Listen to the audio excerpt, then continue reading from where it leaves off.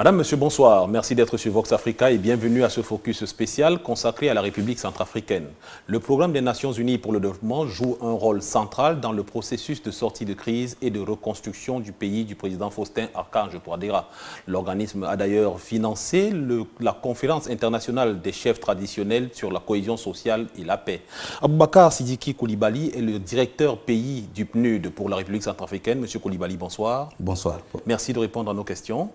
Avant de parler de manière globale sur l'action du PNUD en République centrafricaine, appesantissons-nous un petit peu sur cette concertation des chefs traditionnels sur la cohésion sociale et la paix. Pourquoi le PNUD choisit d'accompagner une initiative comme celle-là? Bien, merci Paul.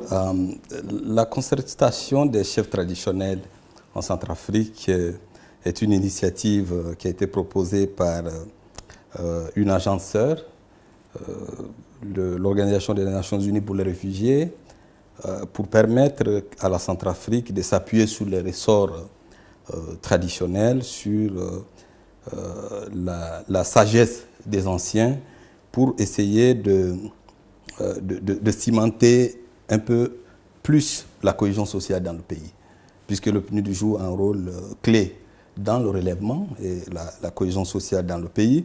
On n'a pas hésité une seule seconde d'apporter notre appui à cette initiative-là, qui est une initiative conjointe qui va permettre, comme dans d'autres contextes de post-conflit, d'aller creuser dans nos traditions la façon dont on peut adresser les questions de cohésion sociale au sein de nos communautés. Beaucoup d'observateurs ont pensé au regard de l'éclatement du tissu social en République centrafricaine et notamment du fait que la chefferie traditionnelle est pratiquement totalement disparue. Les gens ont pensé que si vous, le PNUD et les associations dont vous parlez, vous tournez vers les chefs traditionnels, ça veut dire que vous êtes peut-être dépassé par les événements et qu'il n'y a pas d'autre solution. Non, c'est totalement faux. Il y a d'autres solutions. L'État s'est reconstruit en Centrafrique. Des progrès ont été faits. Vous savez, en 2014, la situation était chaotique. Progressivement, l'État se met en place. Les administrations territoriales ont été redéployées dans presque toutes les préfectures. Mais aussi, l'Afrique a certaines valeurs qu'on ne doit pas rejeter, qui ont fait leur preuve ailleurs. En Côte d'Ivoire, en Guinée, au Burkina. Tout récemment, on a eu le cas du Moronaba, qui a été une force morale sur l'ensemble des composants de la société burkinabé pour arriver à un accord de sortie de crise. Nous pensons que la Centrafrique ne doit pas faire l'exception. Vous évoquez justement le cas de la Côte d'Ivoire et de la Guinée parce que vous y avez travaillé. Est-ce que faire du copier-coller de ce qu'on a fait en Côte d'Ivoire et en Guinée, est-ce que la société centrafricaine n'a pas ses spécificités à elle? Je pense que dans toute société africaine, il y a ce rôle des anciens. En Centrafrique, nous avons les sultans, il y a des sultanats dans ce pays. Il y a des chefs traditionnels qui existent, mais peu à peu, après la colonisation, leur force affaiblit parce qu'ils n'ont pas trouvé le soutien nécessaire pour jouer ce rôle-là. Je pense que nous ne faisons pas un copier-coller, nous voulons simplement que les Centrafricains qui croient à cette force morale des anciens puissent se reconnaître et essayer, parce que l'État ne peut pas être présent avec la même intensité partout, construire un mécanisme de relèvement et de cohésion sociale autour de ces réalités-là. Les sultanats existent ici depuis avant la colonisation. Nous reviendrons sur votre action en Centrafrique dans quelques instants. Juste le temps de vous demander, quand vous décidez de soutenir une initiative comme celle-là, qu'est-ce que vous en attendez en termes de retombées? Ce que nous attendons, c'est en termes tangibles, c'est que ces réseaux de chefs traditionnels dans leur communauté puissent influer les dynamiques de reconstruction sociale. Qu'il y ait un cadre juridique, parce que dans plusieurs pays, il existe un cadre juridique, que les choses soient réglementées de telle sorte qu'ils puissent intervenir sans dénaturer le jeu social autour d'eux, qu'ils s'appuient sur des principes qui font la valeur de la chefferie traditionnelle, c'est-à-dire la neutralité, l'impartialité et la justice.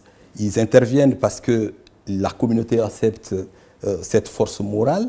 Nous attendons de ces interventions qui ont été faites, notamment l'atelier et toute la série d'activités qui a été déroulée par ESA, que les chefs traditionnels regagnent leur rôle au sein des communautés afin d'aider l'État à avoir un maillage qui permettrait le développement économique du pays. Nous nous sommes laissés dire qu'il en sortira un projet de loi qui va être proposé au gouvernement. Vous comptez soutenir ce projet de loi en termes de plaidoyer? Bien évidemment, ce n'est qu'un premier pas. Je pense que maintenant, l'initiative, une fois qu'elle a été lancée, a soutenu a bénéficié de beaucoup de soutien de la part du gouvernement. Les autorités au plus haut niveau estiment que c'est dans la bonne direction que nous sommes en train d'aller. Si les représentants du peuple centrafricain à l'Assemblée nationale adoptent une loi, le PNUD est en mesure de continuer et de poursuivre son soutien à cette initiative. Alors, M. Coulibaly, parlons du PNUD et de la République centrafricaine. Vous avez une relation, je ne vais pas dire qu'elle est séculaire, mais qu'elle commence à dater, elle remonte aux années 70. Vous êtes l'organisme des Nations Unies qui est chargé d'impulser le développement dans des pays qui étaient naguère considérés comme sous-développés, aujourd'hui en voie de développement, sauf qu'on a l'impression, malgré votre présence en Centrafrique depuis les années 70, comme je le dis, que côté développement, ça piétine quand même. Oui, c'est vrai. Le PNUD est là depuis plusieurs années, établi, et le PNUD a participé à beaucoup de programmes de développement dans le pays. Comme vous savez, le PNUD joue un rôle de conseiller auprès du gouvernement dans des domaines très précis. L'efficacité des politiques économiques dépend de plusieurs choses. Le cheminement politique de ce pays a montré que les politiques économiques qui ont été mises en œuvre n'ont pas atteint tous leurs résultats. Aujourd'hui, on est dans un contexte de crise. Je pense que ce qui est primordial, c'est comment le pays, de manière collective, s'engage vers la paix et marche vers le développement. Et c'est en cela que le soutien du PNUD est important. Durant la transition, nous avons aidé au retour à l'ordre constitutionnel en organisant les élections avec l'ensemble des partenaires. Aujourd'hui, la priorité est à la reconstruction. Nous sommes aux côtés du gouvernement et du peuple centrafricain pour assurer que cela se fasse dans un cadre ordonné. C'est pourquoi nous n'avons pas hésité de soutenir l'évaluation des besoins et la formulation du plan de relèvement et de consolidation de la paix qui a été présenté aux partenaires à Bruxelles le mois dernier. Donc, je pense, de mon point de vue, le pays est sur la bonne voie de sortir de la crise et d'entamer un processus de reconstruction qui va ouvrir la voie à un développement. Mais le pays aussi a besoin d'une stabilité de long terme, parce que le développement, ça ne se fait pas dans le court terme ni dans le moyen terme, c'est le long terme. Donc ce pays a besoin d'une stabilité politique, d'une stabilité sécuritaire pour que les politiques économiques qui sont prévues puissent trouver un espace de mise en œuvre pour que le peuple ressente l'impact. Quel a été l'impact justement de la crise sur le programme du PNUD en RCA? On sait que vous avez dû interrompre des programmes, notamment celui qui partait de 2007 à 2011, qui a été contraint d'être interrompu par la crise et a réorienté votre programmation sur la Centrafrique. Aujourd'hui, l'action du PNUD porte sur quoi? Bon, la crise a démarré en décembre 2012. Il y avait à l'époque un cadre de coopération qui était en œuvre, qu'on appelle UNDAF, cadre conjoint du système des Nations Unies d'appui au pays, qui était 2012-2016. Ce programme a été suspendu parce qu'il était basé sur des hypothèses qui ne valaient plus la peine. La crise n'avait pas été vue et donc les programmes ont été revus et le PNUD en conséquence, qui fait partie du système, a revu son programme et l'a orienté sur deux choses fondamentalement. Premièrement, un appui au processus de transition pour soutenir le renforcement de la gouvernance démocratique, qui inclut un appui au processus de dialogue politique, d'organisation des élections, processus de réconciliation et de cohésion sociale, relance du secteur de la justice, parce que la justice est fondamentale dans le règlement du conflit, le relèvement du secteur de la sécurité. Le deuxième pilier de ce programme, c'était au niveau communautaire. On s'est dit les populations les plus affectées par la crise auraient besoin d'un soutien. Et donc le PNUD a développé un programme de stabilisation, de résilience des communautés qui a été le programme qui a appuyé les communautés les plus affectées par les conflits, comme à Bangui, dans le 4e arrondissement, à Boerap, à Bossangoa, à Bria, à Kagabandoro, j'en passe. Et aujourd'hui, ce programme, parce que la transition est finie, a été revu et à la lumière du plan de relèvement qui est en cours adopté par le gouvernement, le PNUD est en train de revoir son nouveau programme. Il tiendra compte des orientations définies dans ce document national. Il est important d'insister sur le fait que notre stratégie globale s'inscrit dans le renforcement de la cohésion sociale et la réconciliation, qui est un programme transversal. Tout ce que nous faisons aujourd'hui doit s'inscrire dans le sens qu'il y ait plus de cohésion et qu'on aille vers la réconciliation nationale. Mais vous savez bien, M. Koulibaly, que la cohésion est d'abord subordonnée au fait qu'on ait le ventre plein. Et ce n'est pas le cas en Centrafrique. 4,5 millions de population, 62% de taux de pauvreté, le revenu par tête est de moins de $600. Donc vraiment, on est en deçà du seuil de pauvreté.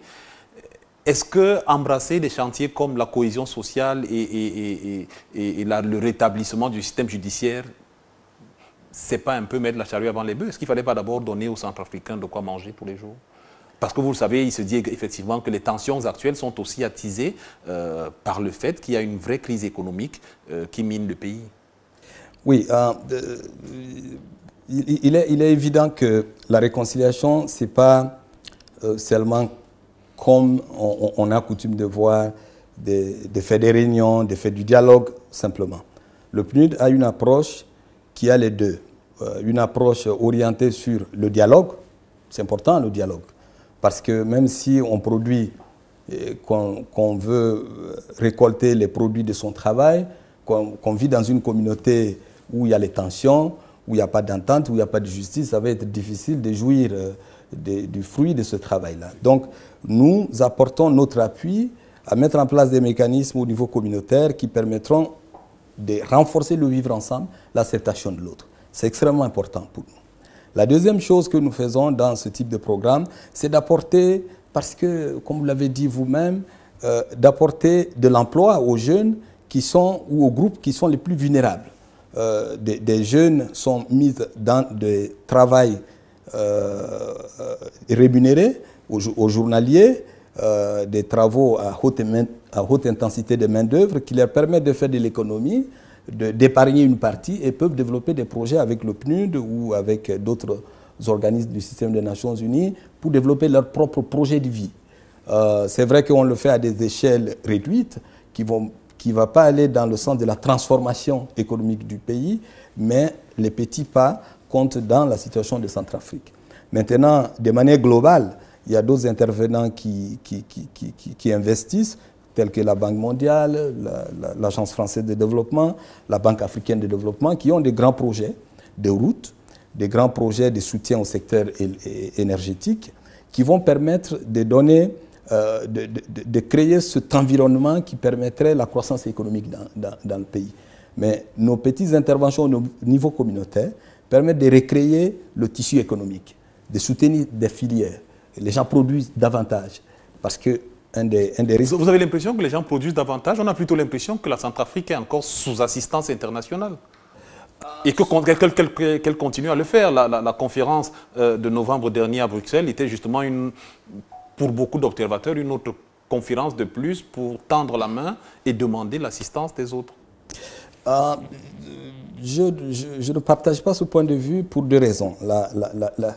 Le premier point, c'est que la Centrafrique, à l'image d'autres pays qui sortent de crise, organise ce type de conférences. Donc, il n'est pas le seul pays qui va vers les partenaires pour demander leur soutien. La deuxième, c'est on est dans un processus de relèvement. Ça demande un engagement de la communauté internationale, sinon ça deviendrait plus cher à la communauté internationale et à l'humanité tout entière de voir des gens mourir de faim, des gens mourir parce que des groupes armés ont pris en otage tout le pays. Je pense que parce que la communauté internationale a eu confiance au plan présentés par le gouvernement, ils ont manifesté leur soutien général en mobilisant 2,2 milliards de dollars pour soutenir ce programme-là de 5 ans. Je voudrais aussi profiter pour dire que la croissance économique, elle est là. En 2013, on a eu une croissance négative. 2015, les choses se sont améliorées. Aujourd'hui, l'objectif cette année, c'est d'avoir une croissance en fin d'année de 5,2%. C'est vrai que la reprise des hostilités dans certaines régions de Centrafrique ne permettra pas d'atteindre cet objectif économique, mais il est important que le pays continue d'avoir une croissance économique positive. Monsieur Coulibaly, j'ai envie de vous demander à quoi ça sert d'avoir des chiffres positifs sur le taux de croissance si le Centrafricain lambda ne le ressent pas dans le panier de son épouse? Je pense que beaucoup de Centrafricains ressentent les changements parce que bon, nous sommes en Centrafrique, moi personnellement depuis 3 ans. Ceux qui vivaient en Centrafrique en 2014 voient la différence entre 2014 et aujourd'hui en termes de stabilité. On regrette que dans certaines zones et dans certaines enclaves encore, des Centrafricains souffrent. Ça, personne ne peut le nier. Mais le pays a fait des progrès politiques majeurs. Le pays a fait un saut positif qui doit être appréciable. Maintenant, il est temps que les gens se donnent la main, qu'il y ait plus de cohésion au niveau politique pour donner ce soubassement de stabilité politique à la mise en œuvre des politiques économiques. Parce que, imaginez, si on veut faire des routes dans ce plan, on veut faire une route qui va vers l'Est, s'il y a l'instabilité dans l'Est, on ne peut pas faire les routes. Mais justement, vous anticipez sur la question que je souhaitais vous poser, c'est qu'aujourd'hui, on a l'impression que toute l'action se concentre sur Bangui et on sait qu'il y a encore, ce n'est pas totalement l'embellie sur toute l'étendue du territoire national, qu'il y a encore quelques foyers de tension. Est-ce que l'action du SPINUD aujourd'hui tient compte justement des enclaves et des autres régions du pays? Oui, depuis 2014, on a travaillé à l'intérieur du pays en faisant faire notre travail par des acteurs humanitaires qui sont nombreux dans le pays, qui ont accès à ces communautés-là. Aujourd'hui, ce que nous faisons, c'est que nous élargissons la présence du PNUD sur le terrain. Le PNUD vient d'ouvrir un bureau dans la zone Est à Bambari, qui est une zone de tension, mais nous y restons parce qu'il est important qu'on soit proche des populations pour mieux apprécier l'effectivité de notre programme et comment apporter notre soutien à cette zone-là. À l'ouest, nous avons un bureau à Bosangwa qui a été mis en place. Donc, ça veut dire que le PNUD en 2013 est différente du PNUD d'aujourd'hui, parce qu'en 2013, on a été évacué 2 fois à cause de la crise. Aujourd'hui, non seulement on est présent, mais on est présent à l'intérieur du pays. Ça, c'est un signe fort de notre engagement aux côtés des Centrafricains pour apporter notre contribution au relèvement du pays et à la stabilisation. Voilà, on va sortir en parlant des perspectives, M. Coulibaly. On sait que le mois de mars prochain, par exemple, le président Touadéra aura passé 1 an à la tête de l'État. Au niveau du PNUD, quels sont les chantiers prioritaires par lesquels vous souhaitez commencer l'année 2007 qui va démarrer? Bien, on est en discussion en ce moment au sein de l'équipe pour orienter nos programmes. Nous allons travailler dans 3 domaines prioritairement. Le premier domaine, c'est la gouvernance démocratique. Nous avons fait des élections, il y a des institutions démocratiques qui sont en place dans le pays. Il est important d'apporter un appui pour consolider ces institutions, notamment le Parlement, notamment le gouvernement, lui apporter un soutien en termes de pilotage, de planification et pilotage du développement. Donc nous allons apporter un appui au ministère du Plan pour aider à la mise en œuvre du plan de relèvement et de consolidation de la paix. Nous allons consolider nos appuis sur la justice. Comme vous savez, avec les autorités, la Cour pénale spéciale pour la Centrafrique a été mise en place par les autorités de transition. Nous sommes en train d'opérationnaliser cette juridiction qui est nationale, qui est unique. De mon point de vue, au moment où la Cour pénale internationale trouve des problèmes, que la Centrafrique, dans sa recherche de paix, puisse apporter à la communauté internationale cet exemple de juridiction hybride mais intégrée au système national, bénéficie de notre soutien pour l'opérationnaliser, pour qu'on voit dans quelle mesure le système judiciaire national peut adresser les questions de violation grave des droits de l'homme. Nous allons poursuivre nos appuis sur les questions de sécurité, à la réforme de la police, de la gendarmerie, parce que nous y travaillons depuis 3 ans. La réconciliation, bien entendu. Le deuxième domaine dans lequel nous allons travailler, ce sera le relèvement économique et la résilience. Nous allons poursuivre cela à travers d'abord une présence effective des représentants de l'État dans les collectivités où nous travaillons et couplé à cela des interventions de relèvement économique. Par exemple, dans la sous-préfecture de Yaloké, où on a construit le bâtiment de la mairie, parce qu'il n'y avait pas de bureau pour la mairie, nous allons lancer prochainement la réhabilitation du marché local pour offrir de meilleures conditions aux populations là-bas dans le domaine du commerce. Nous allons travailler sur la question de la jeunesse. La jeunesse est un vecteur important dans le développement. S'ils ne sont pas pris en compte, ils peuvent être une soupape qui peut sauter et ça peut créer beaucoup de déstabilisation dans le pays. Avec les autres agences du système des Nations Unies, il y a un programme conjoint qui est en place, qui a été élaboré. Nous allons mettre ce programme en place pour que l'entrepreneuriat jeune soit promu, pour que les jeunes bénéficient de plus d'encadrement et d'opportunités. Quand vous dites que l'entrepreneuriat jeune soit promu, c'est en termes d'incubateur ou en termes de financement de projet? En termes de financement de projet. Nous voulons que des jeunes centrafricains porteurs d'initiatives puissent être encadrés non seulement sur le plan légal, mais aussi sur le plan de facilitation de financement de leurs projets pour que de vrais entrepreneurs jeunes centrafricains puissent émerger. Parce que l'un des problèmes dans ce pays, c'est que le tissu économique, le tissu PME est très très faible.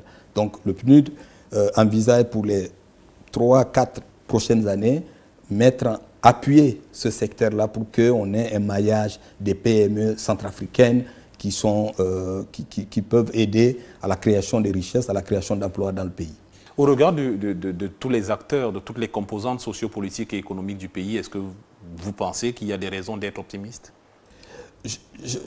Pour avoir été ici pendant les moments les plus difficiles, je pense que la Centrafrique d'aujourd'hui porte espoir pour des observateurs, pour ceux qui viennent ici régulièrement et pour nous autres qui y travaillons.